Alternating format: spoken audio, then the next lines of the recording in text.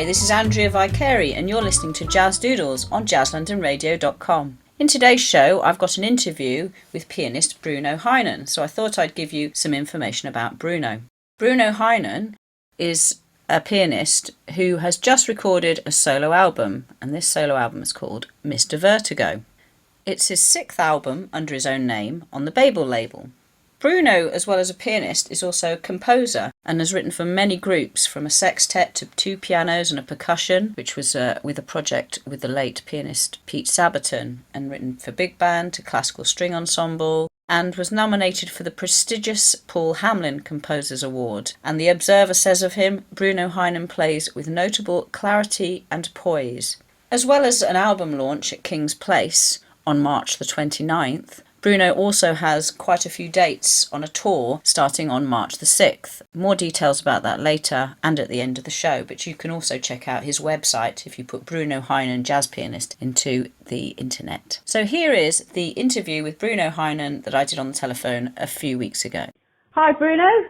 Hello. Hi, I've got Bruno Heinen here, and we're going to be talking a little bit about his new album and tour coming up, and just things in general. I'm going to start the ball rolling with something that I've noticed, probably because I've read your CD cover, and it said the CD was dedicated to John Taylor and Pete Sabaton. Was that correct? That's right, yeah. I know, I was lucky enough to have both those guys when I was studying. I studied for a year with John and for a year with Pete. They're both sorely missed, and I wanted to dedicate this album to them, you know. Oh yeah, I do totally understand. I mean, I play especially John's music a lot, and actually he was one of the first people I interviewed for this radio show, and I wouldn't say I knew him really well, but I knew his music really well. And you do feel an affinity, don't you, with a person? Obviously you had lessons, so it's even stronger. Absolutely, you know, and he was one of the guys who, you know, he taught me the most about playing solo, even though I wasn't doing it back then. Yeah. But we talked a lot about what it's like to play solo, you know, and it's something that's been in the pipeline for me for a long time. And when it came to sort of, you know, putting this project together, his teachings, you know, were invaluable. Yeah, I noticed in Daydreamer, in your album, Mr. Vertigo, there was definitely things there I was like, yeah, he's definitely been influenced. Just listening to it. Oh, nice. The rising harmonies, that reminded me a lot of some of those ECM kind of tunes that he used to play. Thanks very much. The variety of rhythms and meters and how he would change it, you know, so he'd triplets and then I better not get too technical in case the audience aren't musicians, but okay. And also the improvised nature of the solo and those little staccato lines, all of that, you know, if you've listened to his stuff, it really reminded me. I'm less familiar with Pete Sabaton's music than John's, but I actually knew him probably better. He was a great tennis player, I don't know, and a chess player. Did you know that? Yeah, I did. I had seen him in terms of sport as a golfer. We played golf a lot together, and he was a really, really, really mean golfer. He thrashed me every time, but we had a lot of fun. You know, yeah. I was too scared to play him at chess. I've heard too many stories about how good he was. Yeah, I mean, I just have to say, when you put that they were dedicated to those two people, although I don't know you very well. And for the listeners out there, obviously we're both pianists, so we don't even work together really. I was just exactly. Like, he's my kind of guy. He likes, you know. Oh, nice. It means for people who like those pianists, it's very influential. And I have quite an emotional response to his music because I just loved it. And I loved watching him live. He was so entertaining, you know. So absolutely. So listening to your CD, brought a smile to my face. And talking about his CD, Mr. Vertigo, his solo piano album is going to be officially released on 23rd of March, but your album release, your actual performance will be on March 29th at King's Place in London, and I'll talk a little bit more about those dates at the end of the show. You've got a solo tour, but it's not just in the UK, it's also in Italy, and I wondered what was your connection to Italy? It's a really personal connection in that my wife's Italian, and when we first met, she was over there in Milan, and I spent a lot of time there. We did, you know, the long distance thing for a while, but also, you know, I've always played with a lot of Italian musicians. My first trio record was with Andrea Vicari on bass. We did a tour in Italy, and he introduced me to a lot of Italian musicians like Fulvio Sigurta and Antonio Fusco and Michele Tacchi, Riccardo Chiaberta. And I've kept up those, you know, musical relationships all these years, you know, so yeah. And played a lot around Italy and just love the country. I love the food. the weather, the wine. So I've spent a lot of time there, and I guess that's the connection. Yeah. But yeah, I'm going to be playing on the radio there for this tour, and that's going to be lovely. I mean, if anyone's listening, all your details are very easy to find. If you just Google Bruno Heinen Jazz, your website comes up, and that's where I've got a lot of my information. So that's very handy. The music in your CD, Mr. Vertigo, explores prepared piano and overdubbing. I noticed in the Virgo there was a music box, some reverb effects in Mirage. You seem to jam, I presume, with yourself on electric piano on International Blues. That's right. And there's also an exploration of a South Indian Carnatic scale. I mean, I just thought maybe if you just want to talk a little bit about some of these processes that went on in your CD, because it's not really technically a solo CD in the old-fashioned sense. No, well, exactly. I mean, the thing that links all the tracks together is counterpoint, really. I mean, there's some aspects of counterpoint explored in each track. It's kind of been a 3-year journey of research. I'm finishing up a PhD at the RNCM, the Royal Northern College of Music, into improvised counterpoint. This is going to be one of the outcomes, this album, but I didn't want it to sound, it's not that it's supposed to sound like a body of research, but that's really what's linking each track together. And I've been really influenced by a lot of people who've used overdubbing or effects and wanted to do my own thing with that. You had done an album exploring Bill Evans or something, but he did that, didn't he? He wrote... Exactly, From Left to Right, or, the album Conversations and Further Conversations with Myself. It's just a little nod to that and to try and do my own thing with that as well. And then the Music Box one comes from a project that I did a few years ago, exploring a piece of Stockhausen, originally written for 12 music boxes. And all my family are musicians, they're all classical musicians, and both my parents were working with Stockhausen in the 70s. You just threw that in there, and this is quite a really big thing. I mean, Stockhausen is a really well-known, influential composer, and the fact that he just gave them a music box or something, wasn't there? They were in Darmstadt with him in Germany in the 70s, working as many young classical musicians were at the time, who were interested in contemporary music. They ended up with some of these original Stockhausen music boxes, and I'd always wanted to do something with them. They've just been in my family. That's where that project came from, and I wanted to come back to that in this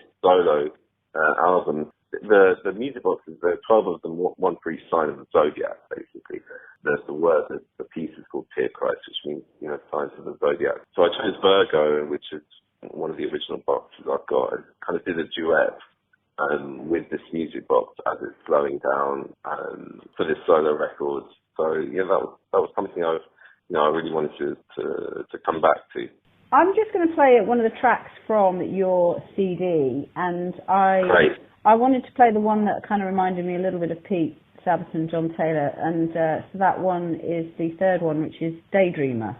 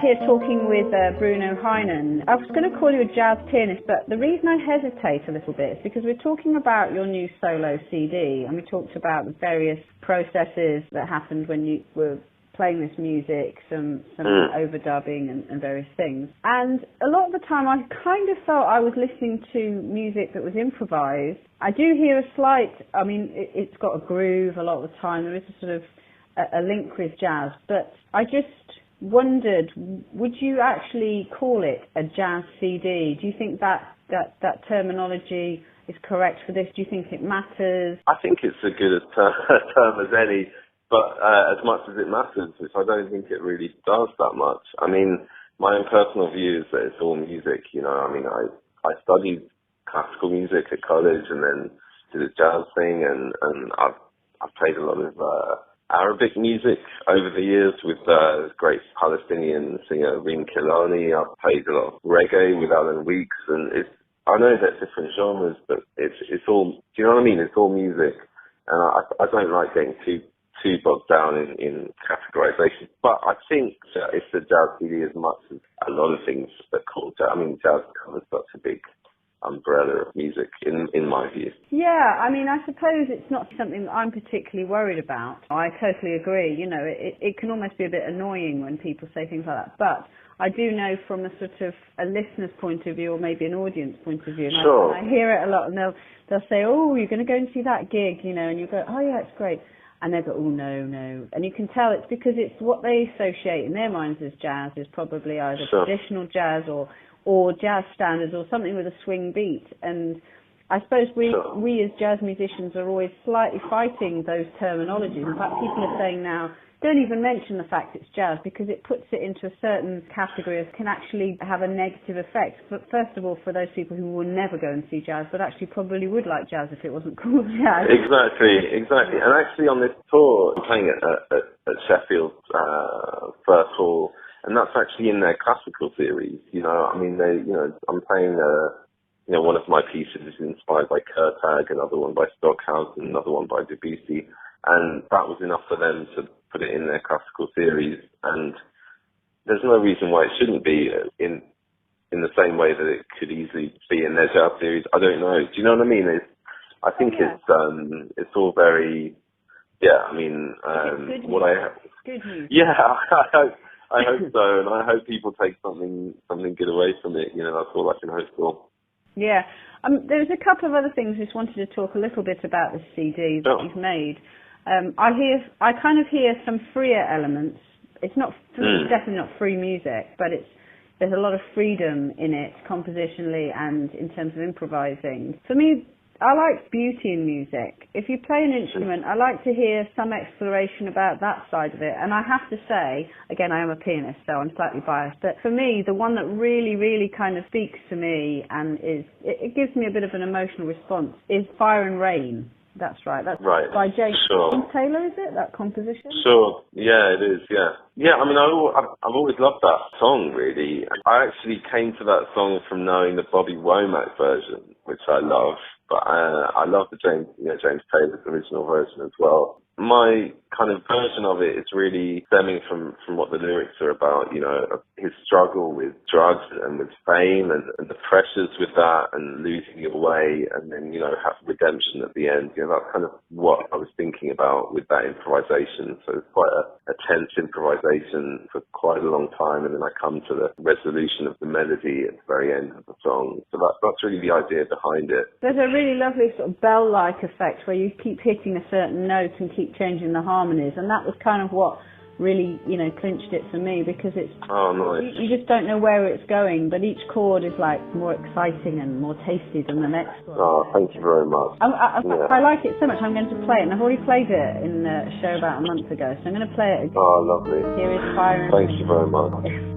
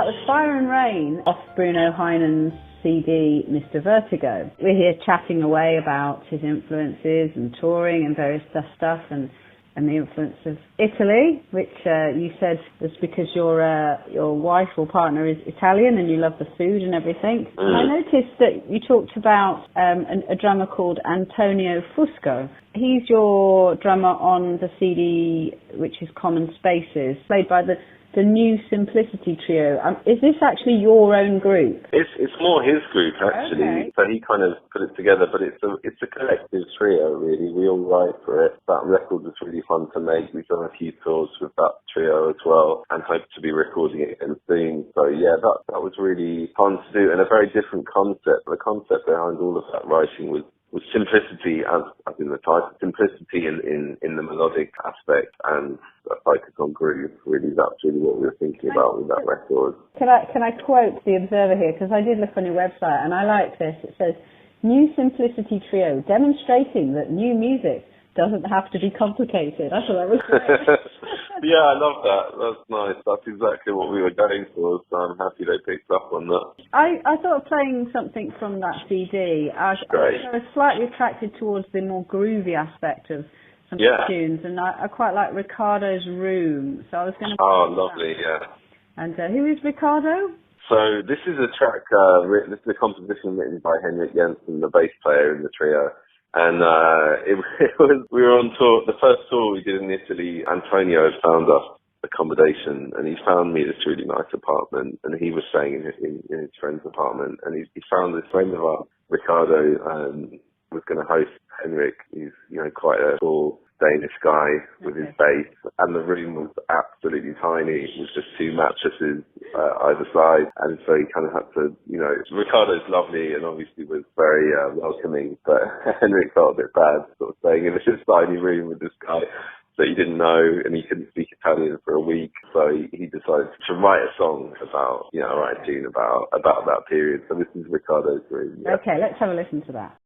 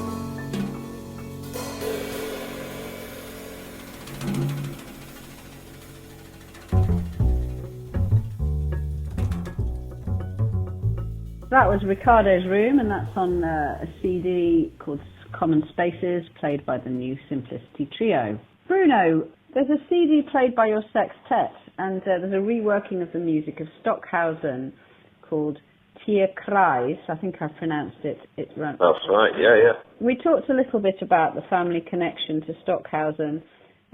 This was given a thumbs up from Simon Rattle, as well as the Stockhausen Foundation. We talked a little bit about your family history with the music boxes. Even though I've done a classical degree, I'm not really familiar with this Tierkreis, and I just wondered, does Stockhausen's music feature the music boxes as well? It does. It's quite an interesting composition, really. Stockhausen wrote it originally as part of a theatre piece called Music in the Belly, where it's very sort of surreal theatre piece where these music boxes would be sort of thrust through paper mache birds and things on stage and then played, and there was very little dialogue, if I remember right. So that was what he originally wrote it for. So very short melody, obviously, for a music box that would be just go round and round and round, and one for each sign of the zodiac. He had this Swiss company make, sets of these music boxes, which until a couple of years ago was still available for sale. Actually, I've got a modern one as well. But yeah, so he then after writing it said it could be played or arranged for any instrumentation. And there's been many versions of Dear Christ, but there hadn't been a jazz one until I did this kind of sextet arrangement. This is kind of my version of that piece. Well, we're not actually going to play anything from that because no, that's fine. And B, it might not be quite the thing our listeners expect from a station called Jazz London Radio, but if anyone's out there interested in hearing it, it's Stockhausen's the composer, and it's called Dear Christ. So your family was German. Your surname was Heinen, and now you live. That's right. Yeah. Yeah, my dad's German, and I was born in Germany. My mum's American from New York. I had family there for a long time as well. So yeah, a bit of a mix. So you're lucky because you're European, British, and American. Wow. That's right. Yeah. Wow. That's very lucky. There probably aren't any more other passports or citizenship one would want. And your wife's Italian. So there we go. It's a real eclectic mix, and your band has a Danish person in it and an Italian. So you are what we call a true European, I think. I'm going to finish it there because I think we've had a really brilliant discussion on your music and played a few examples of that. I'm going to finish off with just a little bit of Virgo because it features this music book, and we talked about it so much I thought we can't not play it. So here's a bit from your CD, Mr. Vertigo, and this is Virgo. Thank you so much for your time, Bruno, and I hope your tour goes well. Thanks so much, Andrea.